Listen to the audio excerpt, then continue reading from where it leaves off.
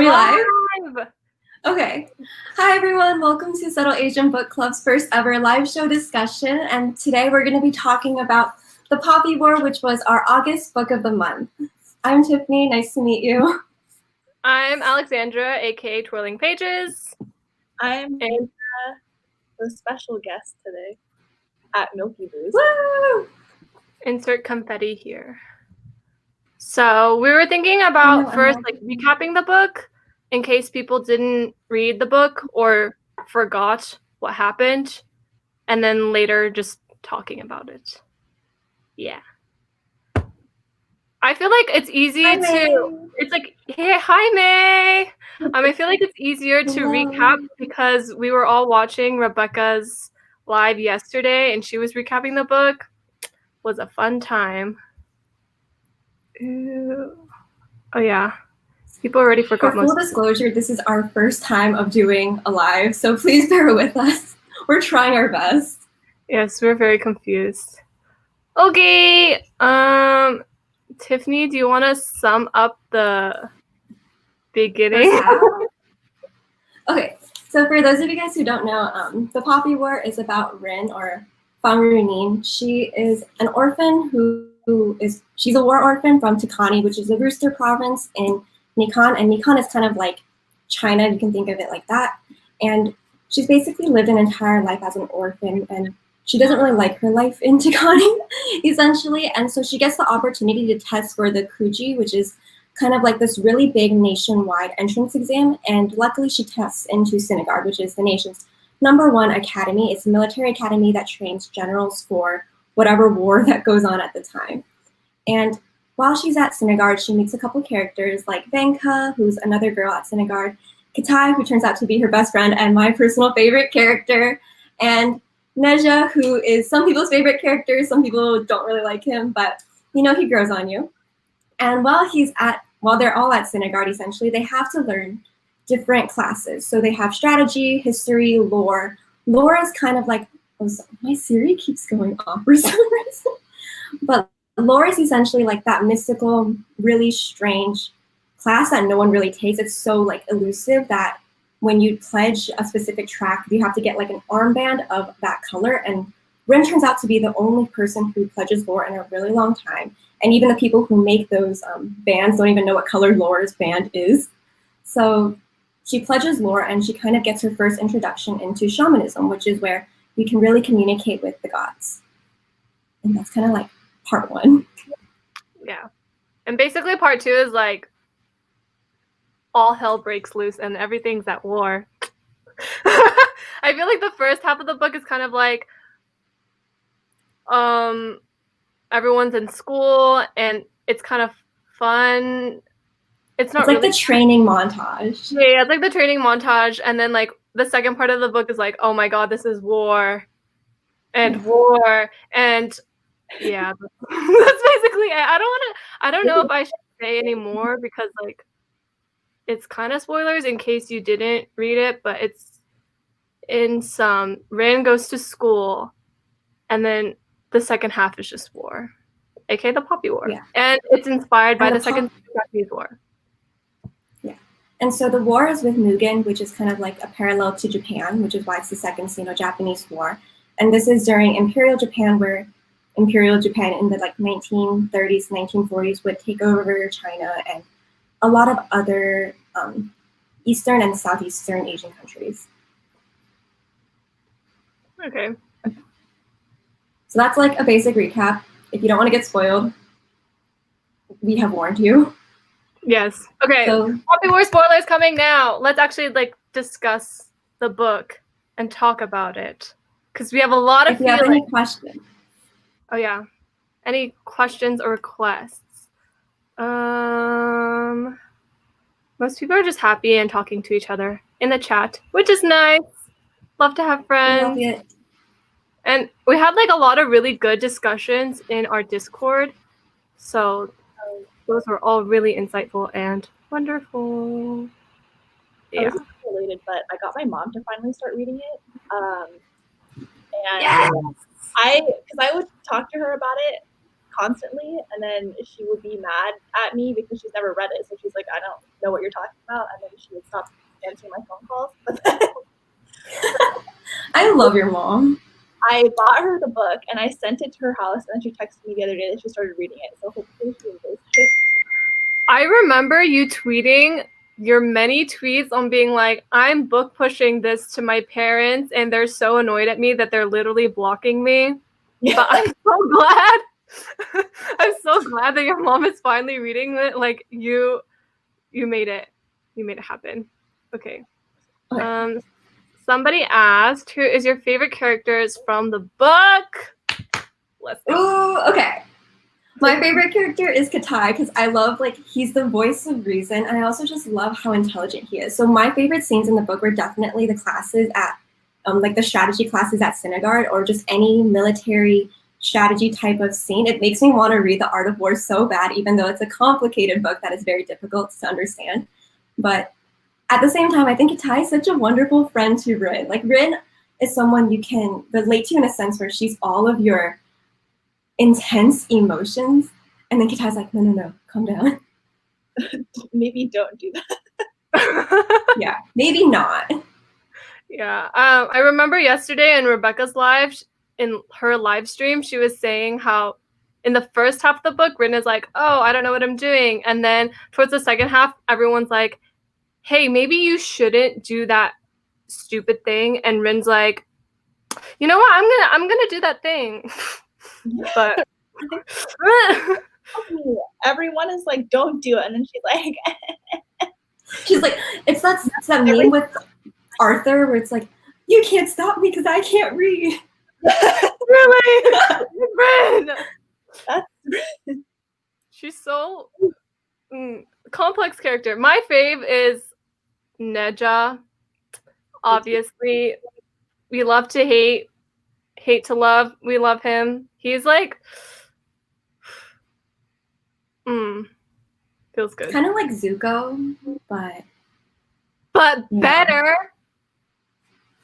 I feel like the rival. Oh, for full disclosure, I have read The Dragon Republic and The Burning God. Sandra has read The Dragon Republic, and Breana's in the middle of The Dragon Republic. But The Dragon Republic is our September book of the month, so we're gonna hold off on any spoilers with that. Oh yeah, this is only Poppy War spoilers.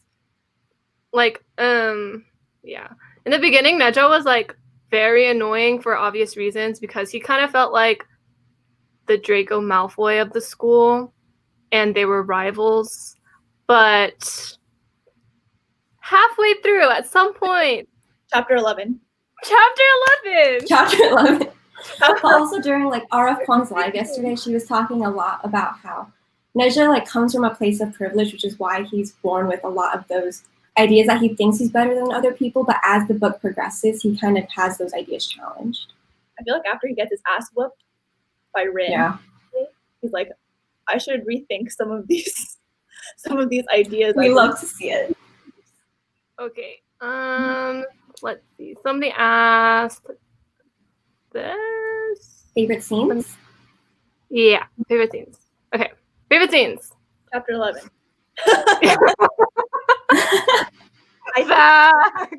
Chapter 11.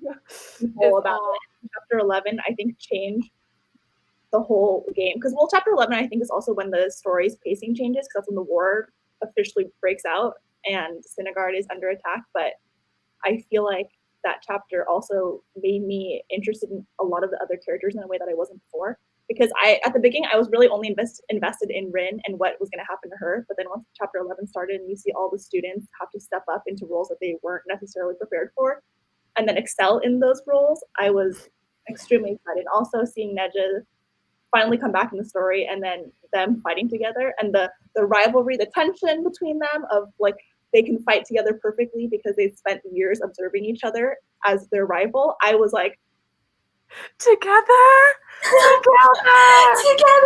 This is the new okay, but like way better. Way better. On your left. Okay. Someone asked, what were your expectations when you first read the book and how did it measure up? Do you want to go first? I think. Sorry. I didn't have expectations, so I didn't know anything. So I just went in, had a wild ride, and then came out being obsessed with this book. Yeah, I think the three of us are like the we will never stop talking about this meme. Yeah. Yeah. I think like okay, I actually read it a long time ago, around when it came out. I don't even know what year it was. What is time? Time doesn't make sense. It was like 2 or 3 years ago. 2017? Yeah. I like read it a couple months after it came out, and I just knew that a lot of my friends really liked it, and I just knew that it was an intense fantasy related to Asia. And that's it. I didn't know anything else except for that it was good and it was intense fantasy. And then I came out feeling like, oh my god, what did I just read? Everyone needs to read this. I am shook.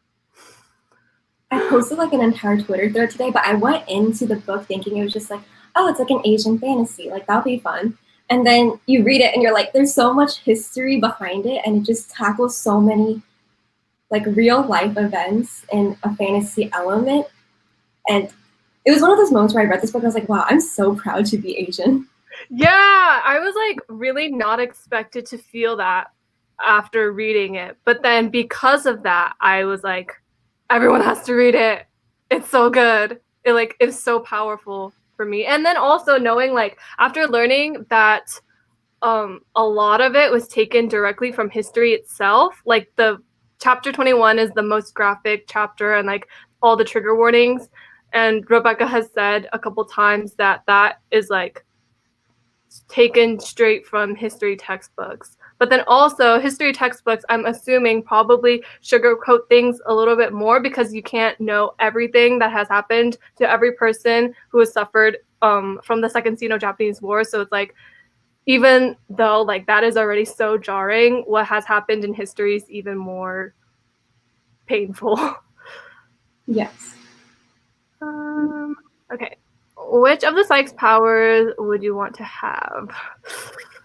Oh, I see the guy who's in a water barrel, who's like a water spirit. Rasha! Yes! All of my physical being, that would be fantastic.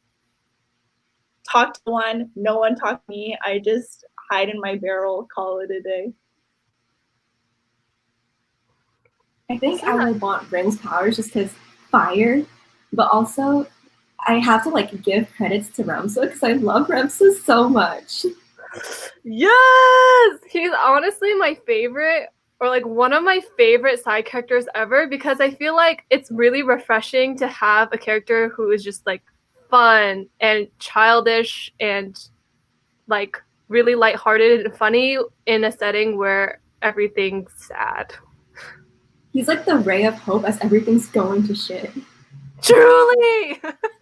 He's like, it's okay, guys. I have my literal shit bombs. Oh, May says Breana, read faster. Yes, Breana, read faster. I can't highlight. Where is it? Oh, there's a lot of good questions about Rin and it being anti-feminist, that she didn't want her period. Oh yeah. Ooh, okay. So I actually read an interview about this. So I was doing a whole bunch of research on like literally all of Rebecca's interviews in the past because I'm going to be interviewing her in a couple of days. And she was saying that like the Poppy War itself is inherently a feminist book, right? Because she wants to bring attention to a lot of like, for example, what the comfort women face in terms of like South Korean and like other women such as Bangkok and what happened to them based off of like Imperial Japan soldiers and Japanese soldiers. However, Rin herself probably wouldn't have been a feminist in this time because she's trying so hard to fit into like the ideal soldier and whatever like Synagard is trying to shape her into. It's kind of like when the second she leaves Sakani and joins Synagard, she tries so hard to like shed her accent, try to like basically try so hard to fit in and go like, I'm not like other girls, but I can like really just be that perfect soldier. And part of that means like getting rid of my period. I don't know if any of that makes sense. Yeah. Thoughts on... Oh. Wait. Do you guys see any comments you want to talk about? There's a lot. I'm overwhelmed. I feel like I'm overwhelmed, but I'm very loved. Yes, thank you all for joining. We're like, is this live going to be so sad? Does anyone like getting period? That's what I want to know. Like, is anyone like, oh, thank God I got my period today? Like, I'm so happy and excited about it. Like, I feel like if I had the option to just. Have you watched The Witcher on Netflix? Okay, then I'm not gonna say anything to spoilers.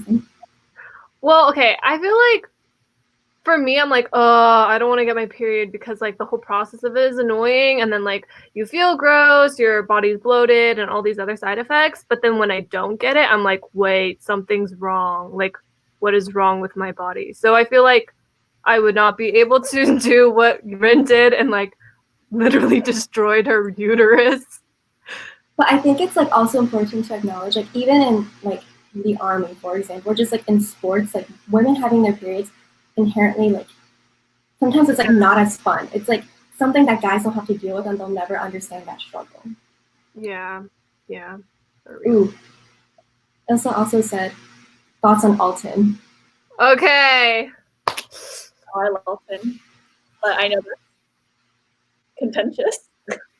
I feel so bad for this boy.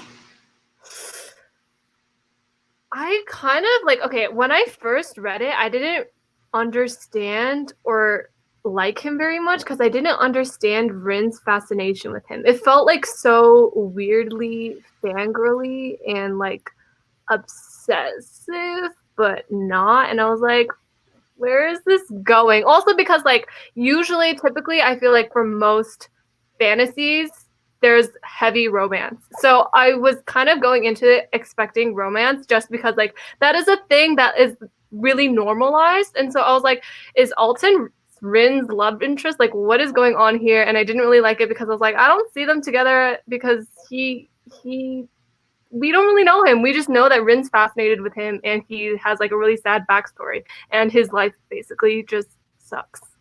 So But like part of it is he's also spirally and she's like one of the last few spirally too. yeah, I got that after, but then like that was it. It's just like, oh, Rin kind of just likes him and admires him a lot because he's a really good general and he's really good at his work, and she's obviously like really workaholic and obsessive in that way. And then the other thing was that he's spirally and she's spirally, and they're like the last two or whatever. But then aside from that, I was like, I don't really see it. He's really destructive and sad, and I don't blame him for being like, no offense, an asshole a lot of times, but that's just a side effect for all of his experiences.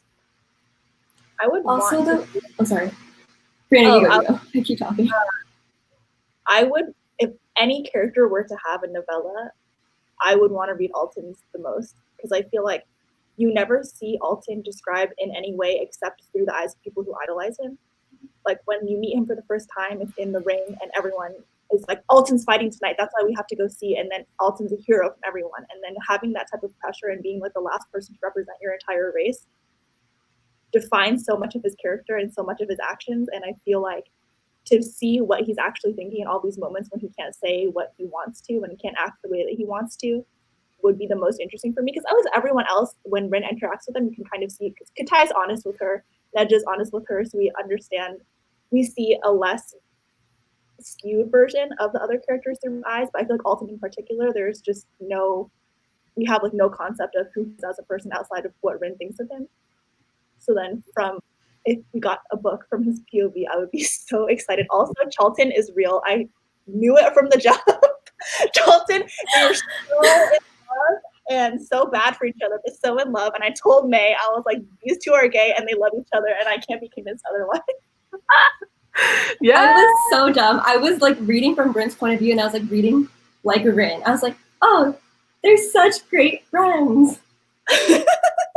But okay, back to like the stairs thing we were talking about earlier.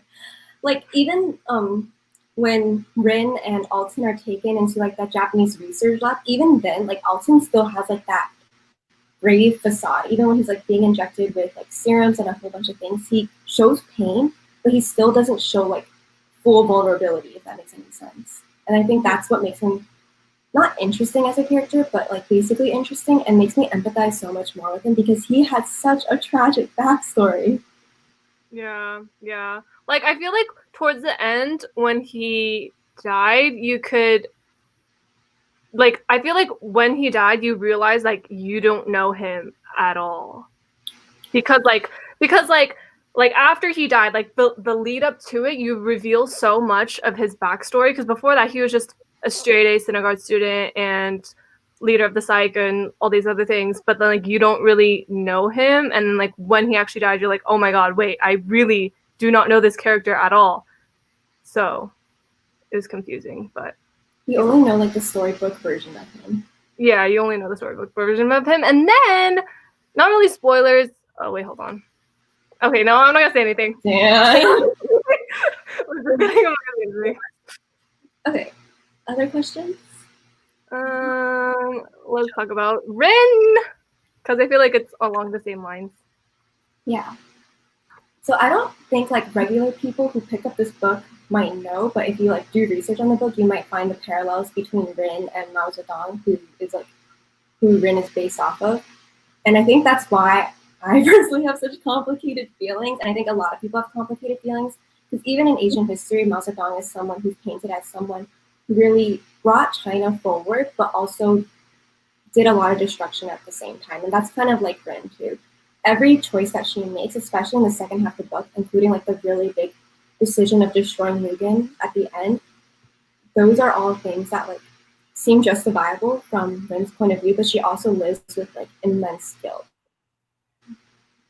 Yeah, it's like, it's kind of like, I keep mentioning Rebecca's Live, but she said this yesterday, and she was talking about how like some people read the book and they think, oh, the author is trying to say that Japan is the bad guy and China's the good guy, but that's not the point. The point is seeing that war is really complex, and then both countries are at fault. Like, a lot of innocent people had to die and had to suffer because of it, and it's not like black and white, and it's really messy. But then because it's like really complex, I like her as a character. I don't necessarily agree with her morals sometimes, because she's just like, murder, revenge, and I'm like, girl, you need help, please just chill. But then also I appreciate her and I like reading her, like, from her perspective, obviously, because that is literally the entire series. I feel like it's a lot more interesting too to read a book about war from the perspective of someone who's as destructive as Rin, as opposed to some like if like a Captain America type of character was the protagonist, and you're like, we don't trade in lives. I would be bored. That's like, I feel like that type of character, like the Katai, it works best as the side character who acts as a voice of reason for the protagonist. But if you read the whole book from Katai's point of view and he had the control and power that Rin had, it wouldn't be as exciting, because nothing would have happened. Yeah. In real life, you want Katai to be in leadership positions. In a fantasy novel setting, when you're reading it for interest, you would want Rin to be the protagonist. Yes, exactly. Okay, thoughts on the Phoenix and the shamanic abilities of the psych.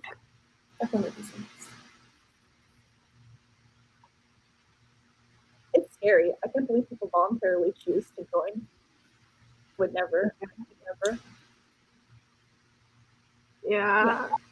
Also, I think based off of history, the British, in terms of like the history keeps going off, but in history, like Britain would like bring opium to China for them to use. Isn't that like really similar to what technically, I don't remember if it's Mugen or, I think both countries did this, but they did this to the Spearleys. Yeah. Yeah, I think both countries ended up doing this to the Spearleys. But it's a lot. Like, on one hand, I'm like, power, I want it all, because that's literally Rin, and I get that, because power. But then on the other hand, I'm like, Rin is literally going insane and she cannot control this. And if I were her, I would definitely not be able to control my mind, and it's terrifying. But I think, sorry, Oh, go. Like, I think even Phelan is a really good example of that, right? So when we go to the True Creek, we get to see the actual consequences of shamans who have gone like insane because of how like the gods drove them to that point. And even Zhong himself is very terrified, and he's like goes back into a rock because he's scared of the power that may come from it. Yeah, it's terrifying. Okay. What are your thoughts on Zhong's versus Alton's teaching methods? Personally, I love Zhong. He's my fave. He's like the soft cinnamon roll, even though he's like kind of psychotic a little bit because you don't really know what he's doing, and then sometimes he's like this and then sometimes he's like that, and his teaching method is like makes you go in circles, but then Alton is more direct. But I don't know, I'm not a big fan of Alton sometimes. For me, Yeah. I don't know why I raised my hand like this is but I feel like the big weakness with both Zhang and Alton is that when they try to teach Rin how to control her power, they base their teaching methods on their own personal weaknesses in the past, as opposed to trying to think about how to gear their teaching methods towards Rin's weaknesses. And then both of them have, I mean, they're obviously very polar opposites. Alton's all about channeling the fire to destroy, and then Zhang's all about channeling the spirituality just to understand it and not to use it for war and destruction. But I feel like because neither of them are taking into account why Rin wants power, and then not taking into account the experience that she's had, and then instead basing all of their, not lessons, but basing all of the way that they interact with her based on their own personal issues that they've overcome in their past. I feel like they're in their head more than they are thinking about Rin, and then that results in why she doesn't respect either of them in a way that makes her not do what they don't want her to do. Yeah. Also, we were having like a regular call when we were watching like a Chinese drama like this past week, and Breana was talking a lot about how Rin kind of is like Korra in Legend of Korra in a sense where she's just wanting to go straight to the power source and not like how Tenzin's trying to teach her, right? Yeah. Tenzin's like, think about the spirituality of everything, about your connection to the spirits and how that touches your soul, etc. And then Korra's like, nope. And I feel like that's literally Rin. And then the moment when Rin asks, or she tells Zhang, like, she's like, then there's no point in all of this if I can't use it for, and then how heartbroken Zhang becomes when he hears her say that.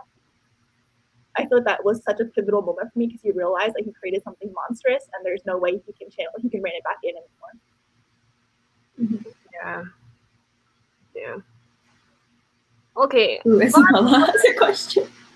Fun one. Kiss, marry, kill. Katai, Alton, and Ninja. Okay. Marry Katai. You're gonna hate me, but kill Ninja and kiss Alton. Okay, it's like marry Katai, and then the other two, it's like interchangeable. It does not matter to me. I'd marry Neja. One, because like he is the son of the dragon warlord, so you know he has money. I'm just saying, but then also because I love Neja. But Neja has an older brother. At least I don't know about Dragon Republic. Don't tell me if his older brother dies. But in Poppy War, he has an older brother.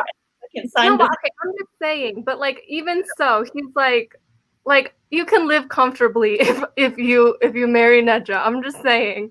Okay, but Katai's the son of like the commander of something. Like he's like, you remember that scene where like they went to the night market? Katai was like buying her like random things.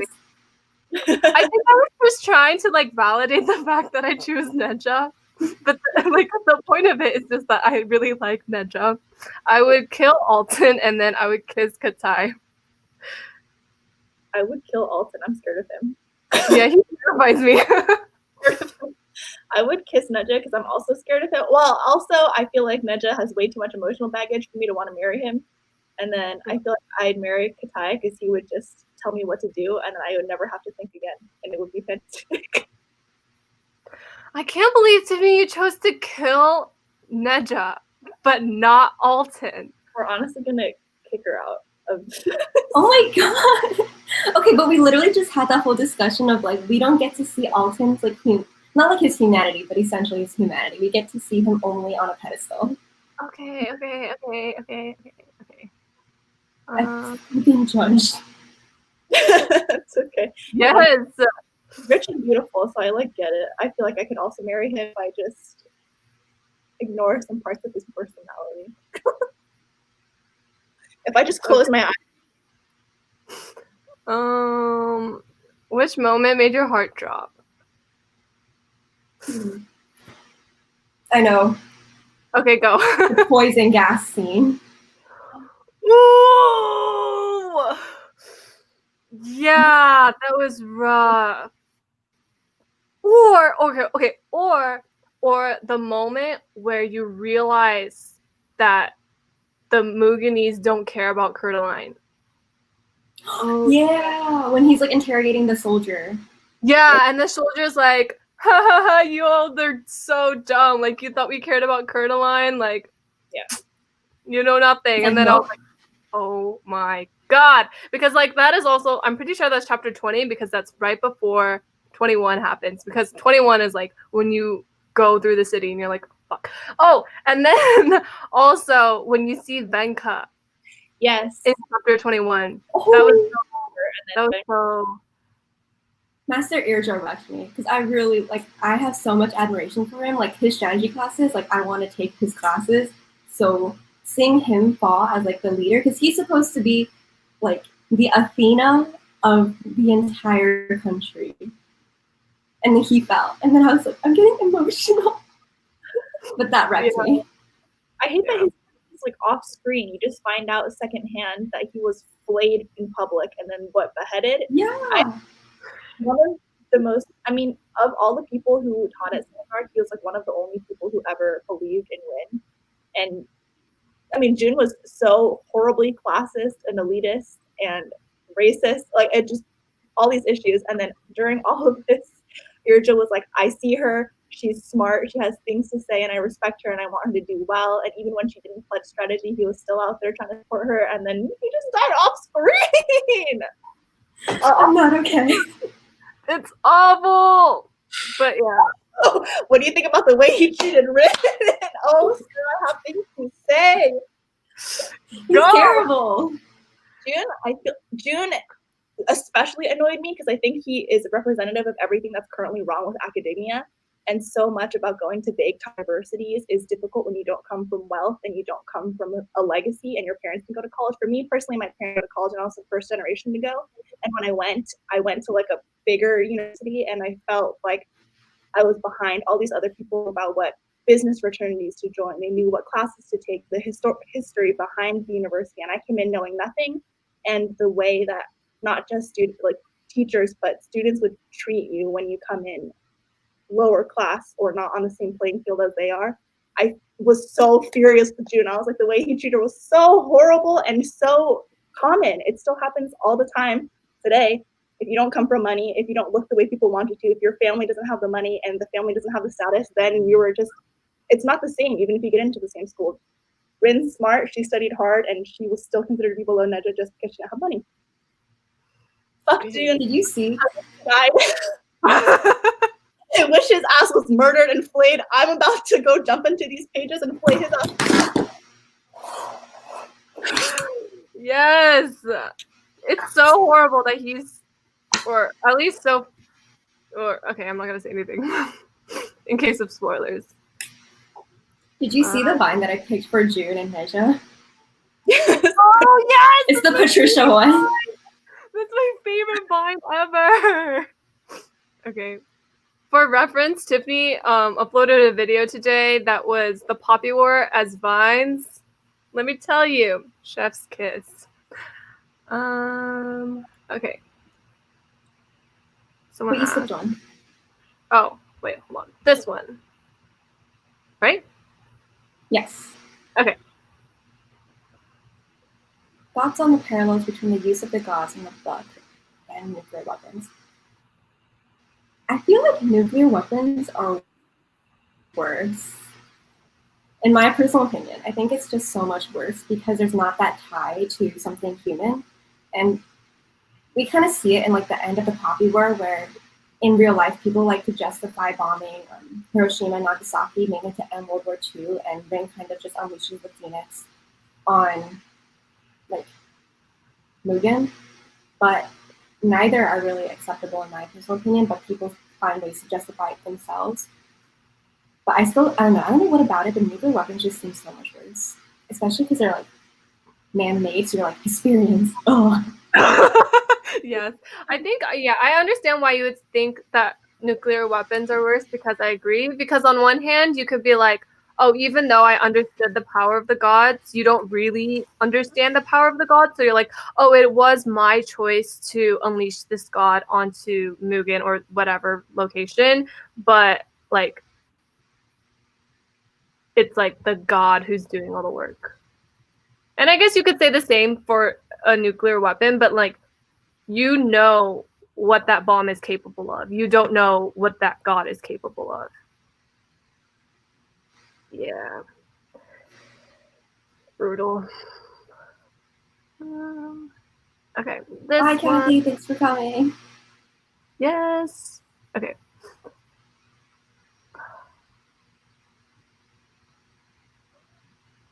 I don't think it's completely possible to come back from the madness, but then it is possible to be able to get by and live with it, but then it's also a really, really fine line. Like, there. Yeah. Go. It's one of those things where like there's like two people living in one body. The god is like really trying to suppress you, but you're still there. You're just kind of watching your body do like a bunch of different things that you can't really have a say in because because the god has taken over. Yeah. Like, your body just becomes a vessel. And then at that point, it's like, are you really a person, or are you just an object for a god to use? Which is really sad.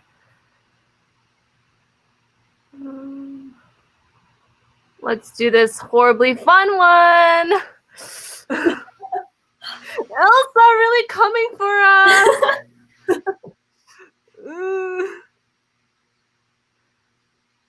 I'll still girl, I gotta kill Rin. I'm scared of her. Rin just kill everyone she's afraid of. I'm scared of her. I would kill Rin too. Honestly, I would kill Rin. Like, of these three, I would kill Rin. Yeah. Because Rin is the most like chaotic and out of control. Yeah.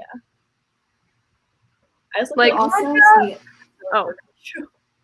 Nejo's kind of just like, he has his own emotional baggage to deal with, and sometimes I'm like, dude, get over yourself.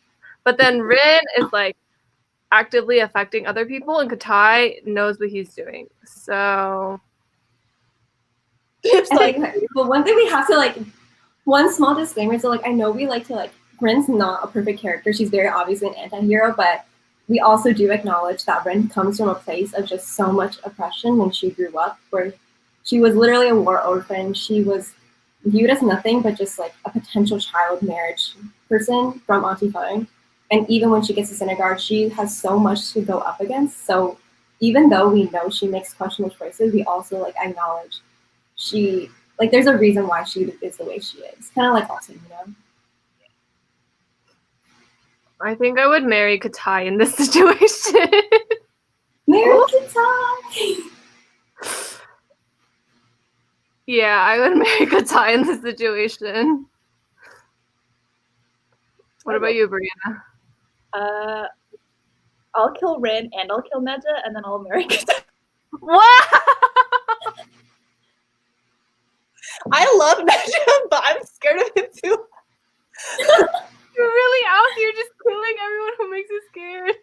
I feel like Neja, okay, see, if it was like kissing, I'll kiss Neja. But I feel like anything that requires more deeper emotional connection, Neja's gonna.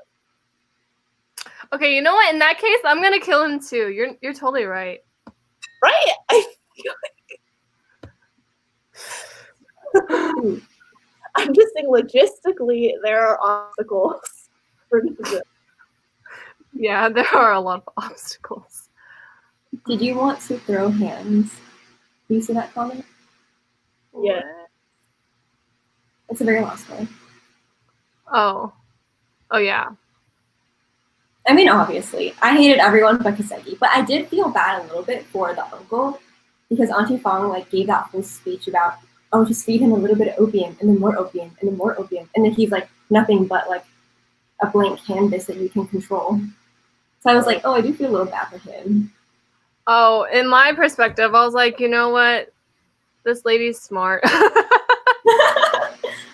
Like, she's awful, but she's smart. Like, she knows what you have to do in order to survive in her situation. Like, she's awful, and I hate her for, like, the way she treated Rin and, like, all of her morals. She's, like, terrible, but, like, I get where she's coming from.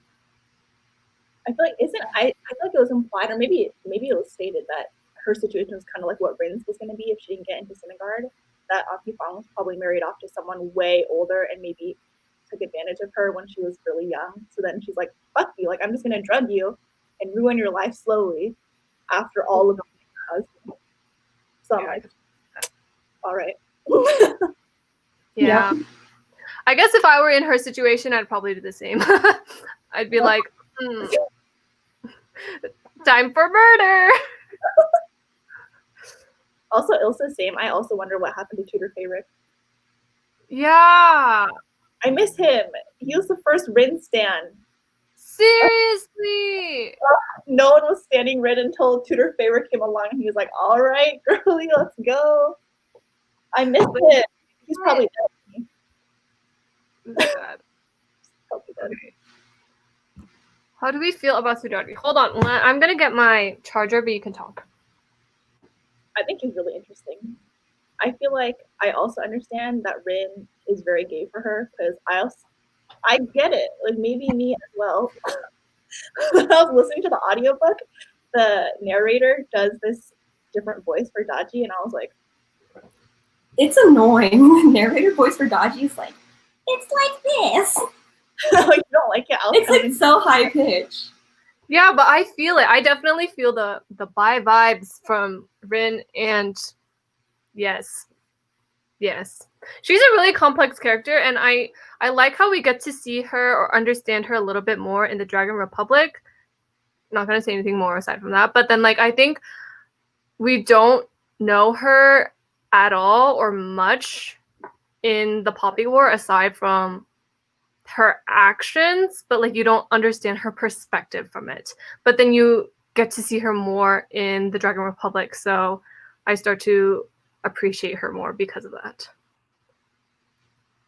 She's a lesbian. That's all I have to say. All of my thoughts are shaped by books 2 and 3, so I'm not going to say anything. Okay. End of sentence. Send tweet. Okay. Strategy, hands down, strategy. I don't know if you are in college or if you're going to be in college, I would highly recommend taking economic or just political game theory, which is just basically what strategy is. And it's just so interesting to see how people think and how you can make counter moves against that. The whole like whenever they have those scenarios about talking about like how do you get you're out of arrows, how do you get arrows from your opponent, and then like the tie strategy about like using like a straw man and getting the arrows and all those like little things just sound so interesting to learn. And like obviously we do not need to know like imperial and like historical warfare nowadays, but I want to learn it now. I feel like strategy is a subject that I would find really interesting, but I'd be really bad at. So I'd be like, this is a class that is fun to take, but I could not apprentice for because I just do not have Katai's brains. So I honestly don't know. Wait, what are the subjects? There's strategy, linguistics, medicine, combat. History. Oh, right. I think Zen would be combat. Yeah, I'd want to do combat, but I hate June. Well, maybe he'd like you if you were rich. Yeah. Depending on who he likes, Venka. Okay, yeah. Yeah, but then like I would hate him even if he likes me because I know he's a terrible person and has no morals. So like even if he likes me and treats me better, it doesn't like help that I want to be his apprentice. Yeah, maybe combat. But then also, I would consider lore just because I really like Zhong. Okay, but like if you were in the book, you would have the student's point of view. Like, this guy's just weird. What's he doing? Okay, yeah, you're right. Literally, the vibe's like, what's up, dude? Okay, yeah, I would probably be combat. I pick history. That was my major in college, and I would stick with it. Strategy is too much work, and history is like strategy but with less thinking. Because it's already happened. It already happened. Or linguistics, either history or linguistics. Yeah, linguistics actually sounds really fun. Although from like their recollections, it's just boring because they're trying to focus on destroying Mugen. Oh. But okay. No, I also said Timothy Chalamet fan cast as Neja. Ew! No! No! Hold on, let's into this for fan cast. Okay. Fan cast. We're watching Love 020, and the lead guy is the epitome of Neja. Yeah, Yang Yang, or is that his name? Yeah. Yang Yang. Or Xiao But he'd Zhan. be too old by now. Yeah, I know. Both my fans are too old because they're both 28 currently, I think. But their face, like, Breana was saying, like, in the book, the first time Rin meets Neja, it's described as, like, his face was so beautiful, painters could not even, like, capture it. Dragon Republic. That's in Dragon Republic when she sees him again. Oh, I mean, just kidding. Oh, okay. I mean, you read TPW, and then you know Neja must come back. So yeah. Or you don't know that, and I didn't say anything. I'm very sorry. At some point, in some place in the stories, at some point, Rin simps over Neja. Okay, let's move on. Okay. I feel like if Neja isn't beautiful, like whoever is casted as Neja isn't beautiful, it would be really awkward because some of the ways that Rin describes him in the book is so extra. She'll wax poetic about him for a page. She'll be like, I hate him, but also I've never seen a face that's carved from porcelain and marble, and it was the most beautiful thing I've ever seen. I could cry tears from the beauty of this face, but also I hate him, but also just for so long that if I feel like the actor, if I was cast to play Neja, if I was the male actor cast, I would be like, the pressure to be beautiful. Truly. Okay. May asked, if Poppy were adapted, what would you like to see? Dark skin. Yes. Proper representation in all of the actresses and actors. Like, please. And also, like, age representation, too. Like, not just in terms of color or race, but then also in terms of age and accuracy. But then also, I was saying, like, I feel like the Poppy War would be a really cool or really good anime because, like we mentioned earlier, like, Neja is, like, that actor probably is going to have really high expectations because he has to look so beautiful. So just make it into, like, art because he's literally a work of art according to Rin's descriptions of him. So I would want to see it as an anime. I think the only way they could do it justice is if they have the budget of, like, Game of Thrones, because it needs to be that type of, like, extravagance in terms of all the battles. Yeah. And also just, like, not holding back in terms of talking about the ugly things. I think that's one thing we haven't talked too much about yet, but it's so important to the Poppy War is that it's very, like, an obvious depiction of brutal violence and what is the aftermath and the consequences of that violence, especially to the people who are, like, being affected, so the marginalized communities especially. Yeah, and also I was saying, like, I feel like it would be really hard to interpret with, like, in real life characters or live action, the really, really grotesque scenes, like chapter 21 and everything else, because there's just so much. So it would have to be something similar to Game of Thrones. And also, if it were a movie, I don't think you would be able to unpack everything into a movie. So it just should not be a movie. It should definitely be either a show or an anime.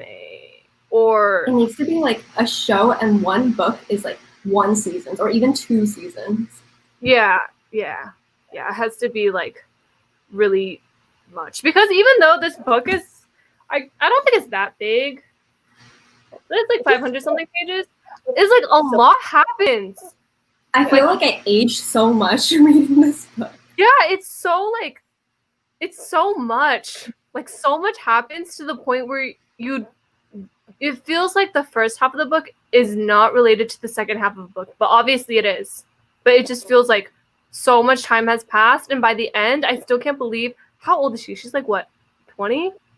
Yeah. 20? She's 20. She's like 20. She's like 19.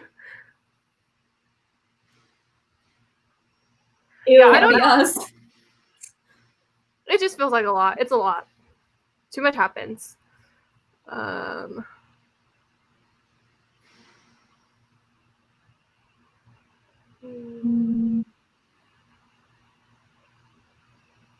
feel like that's one of the reasons. So, like, I think April said, I feel like seeing that chapter 21 seems to be way too much if it was a live action, and I agree. And I think that's one of the reasons, as much as I would want this to be adapted, I feel like it's going to be so hard, because part of what makes this book so good is that it doesn't shy away from talking about like the ugly parts of history. And if any of that were stripped away to make it like a PG-13 show, it just wouldn't have the same effect. Yeah. And it's really, I think it would be really hard to be able to publish that because of censor or trigger warnings or whatever, because of like those barriers. Like, I don't think they would be able to do it justice as they would, or they did. Author did. She did. In the book. Yeah. And I feel like those themes are like intertwined with everything else that's discussed in the book. Like, part of that ugly history, you have to, like, all the themes later on, for example, like in Dragon Republic, when Rin's dealing with the aftermath of what she did to Mugen, if you like try to like censor that in any way, it's not going to have the same effect.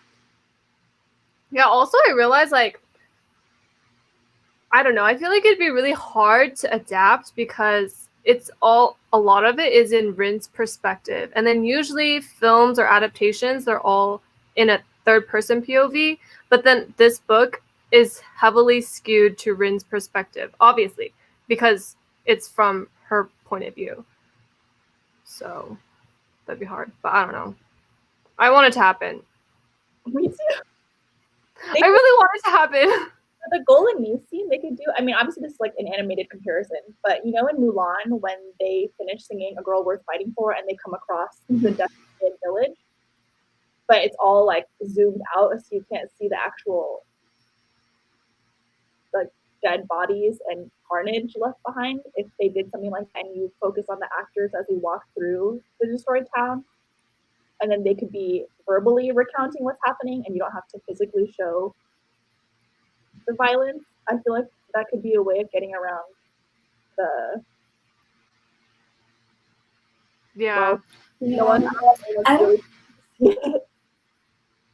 I also feel like the Western canon would never adapt this type of book, because especially in Dragon Republic, like, I'm not going to tell spoilers, but we do also analyze and criticize like what the West has done in history, especially in terms of like colonialism.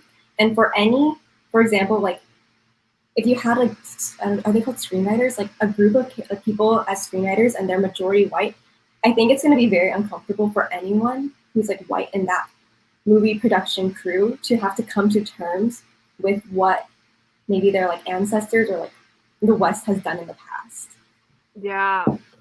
And also Hollywood is so white. Like, even though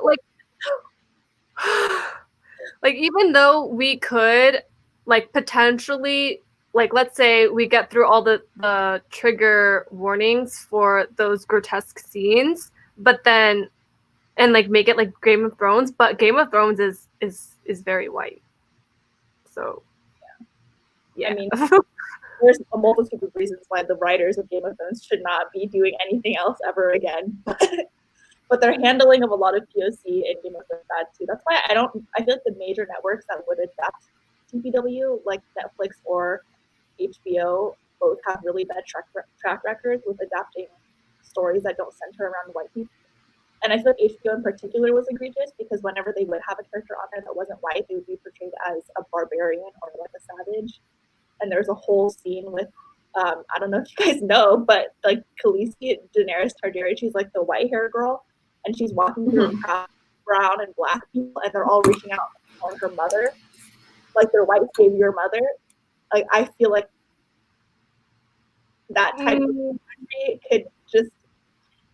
I feel like they would be all like, no, to make this successful, we should cast a white person or a light-skinned Asian person as Rin, and then they would just like that.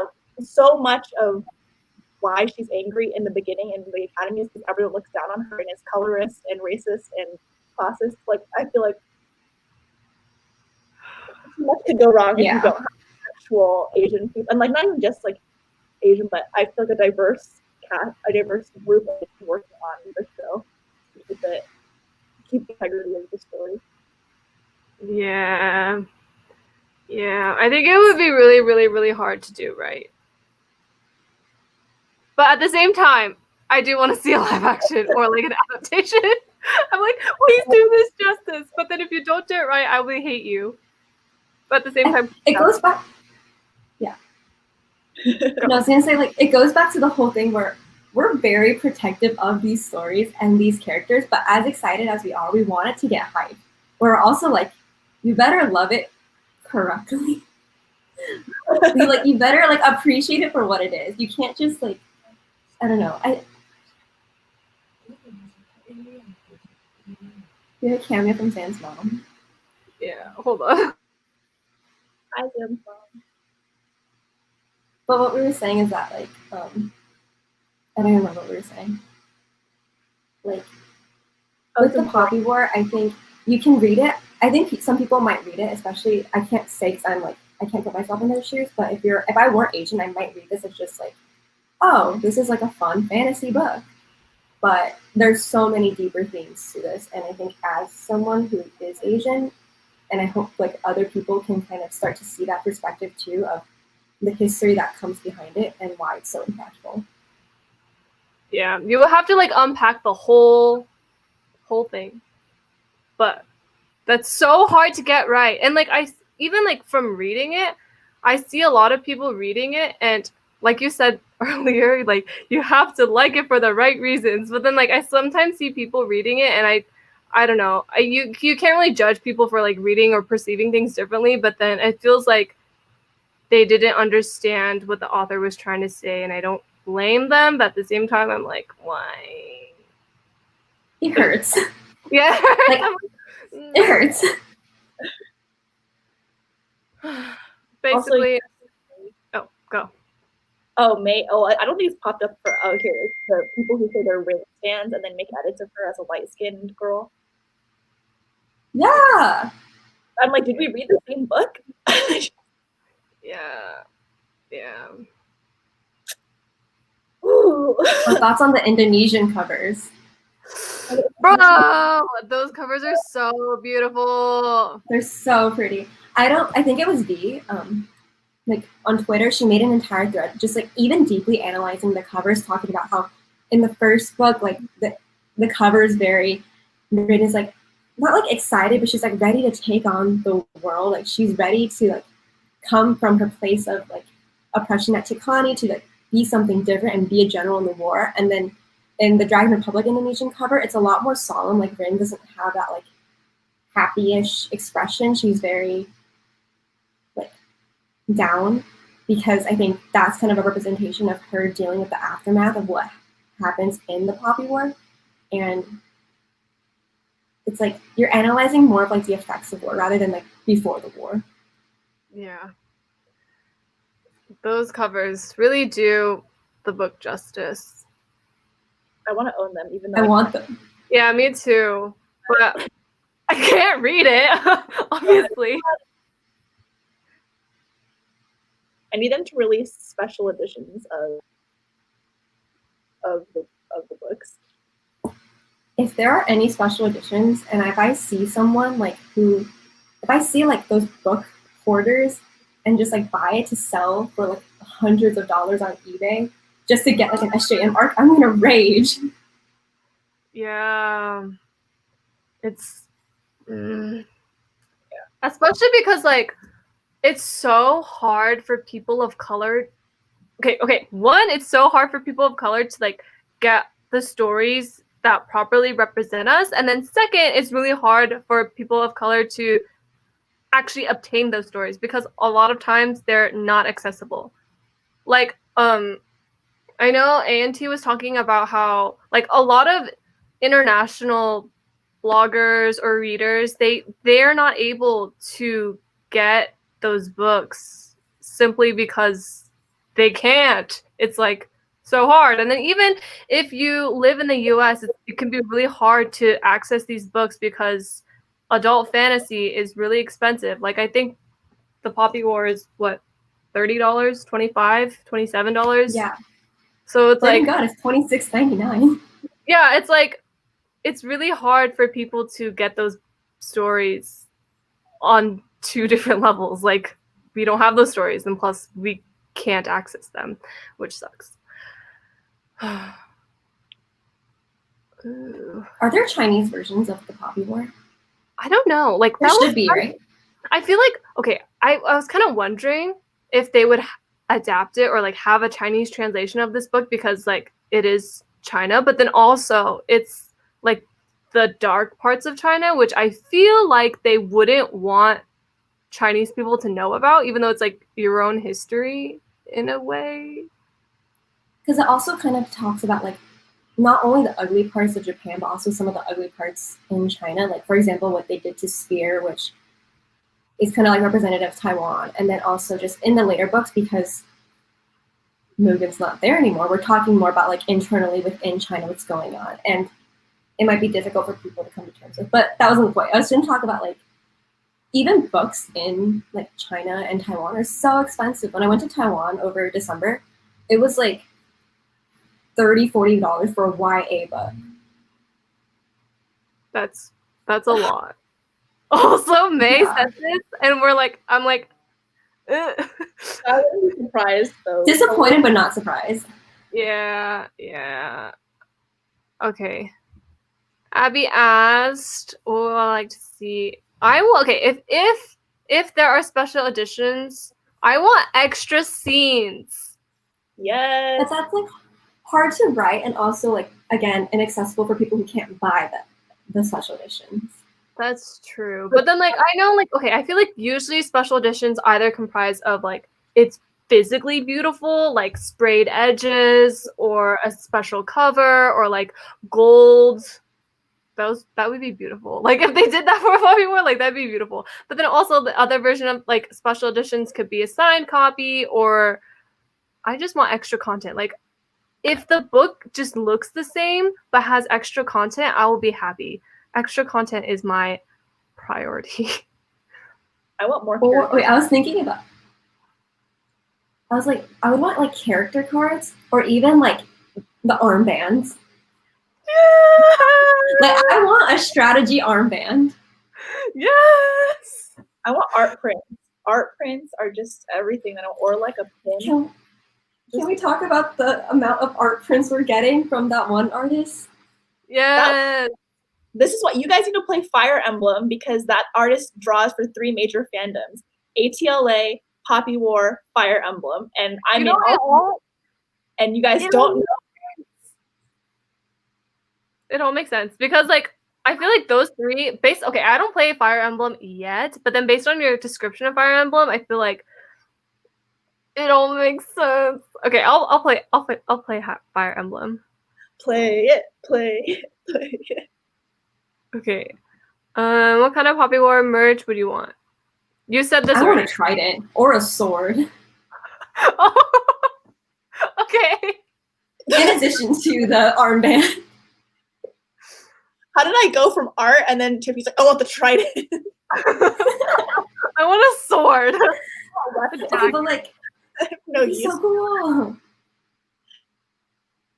I just want fan content. Like, I don't even care if it's like physical fan content, like an armband or a trident or something, but like Instagram or Tumblr edits or fan fiction or just like fan art, fan content. Like, I need that. We have Vines now. Okay, yeah, we have Vines, but then it's like, I want more fan content. This is so like nerdy, but I want a classroom test book from Synagogue. Can you not relate?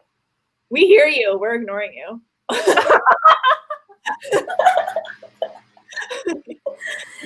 This is like, I'm like, guys, let's read The Art of War.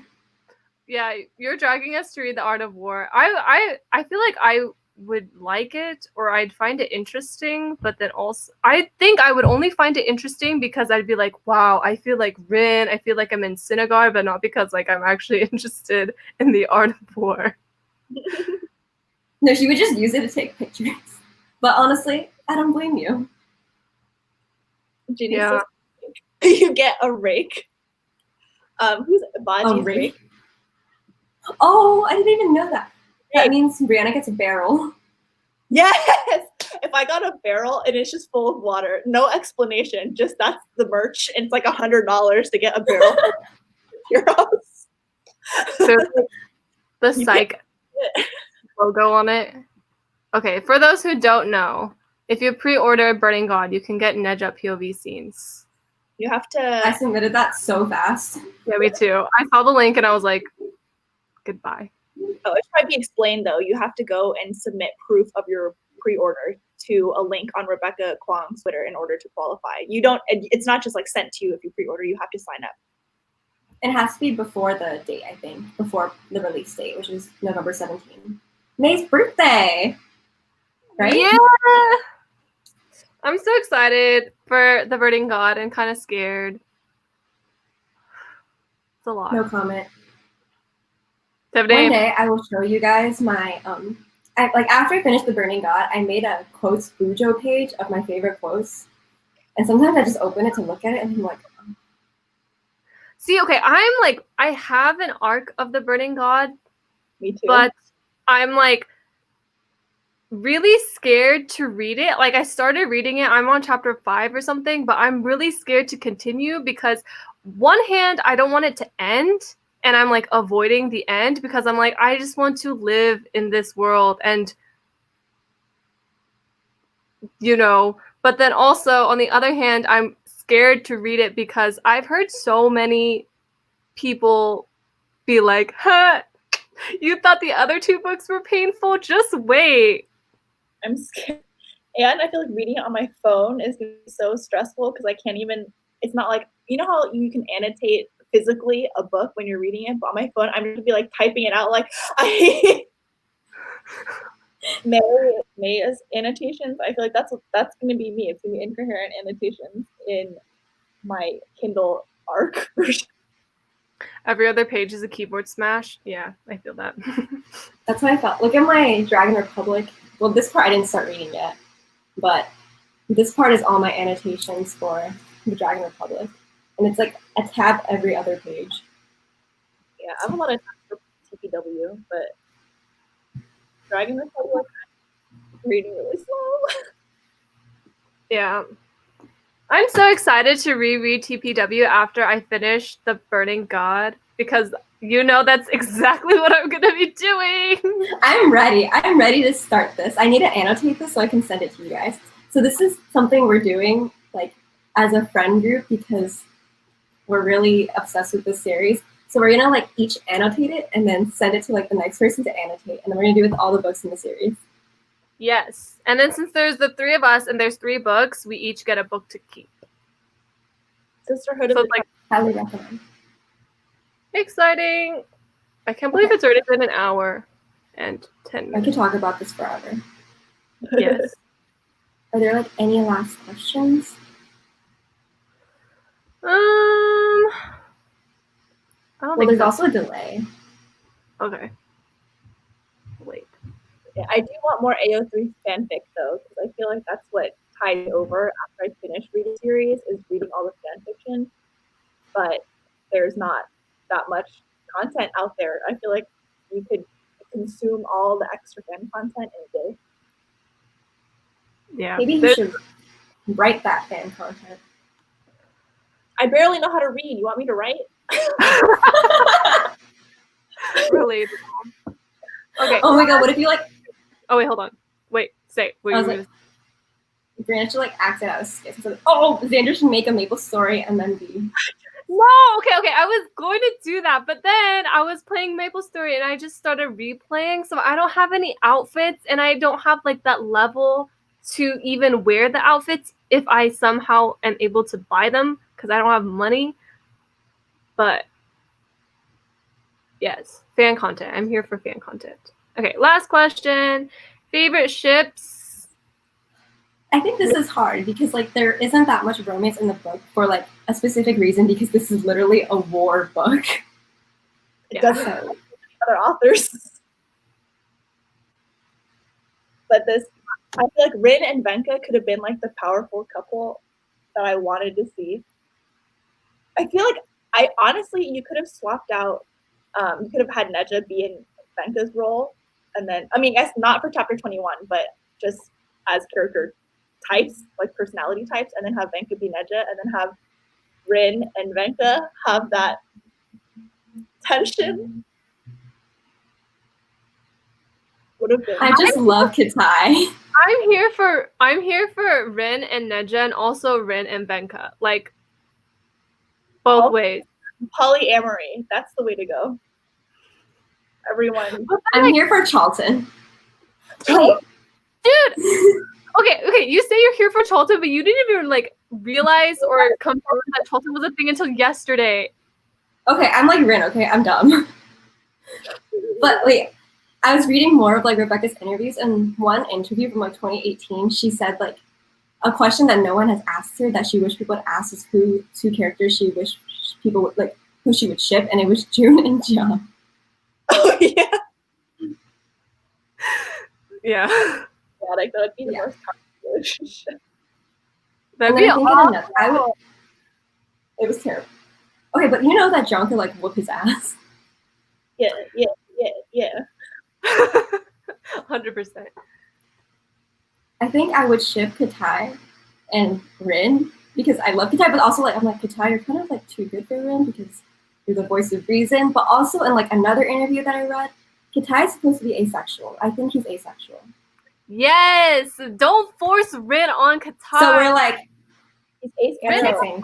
Like I've never felt any romantic relationship between Rin and Katai's interactions. They were like purely friendship. So, well, okay. Since this question is like ships, my favorite ship is probably Rin and Katai for friendship, of all of them.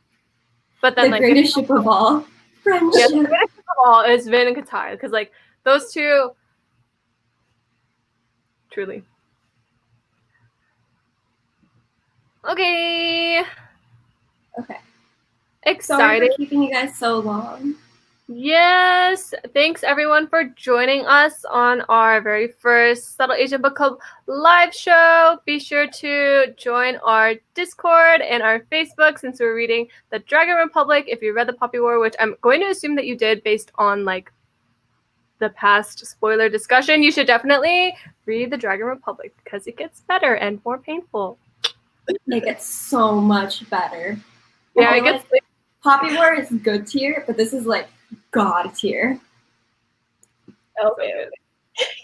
Okay. Thanks for joining us. Bye. Bye.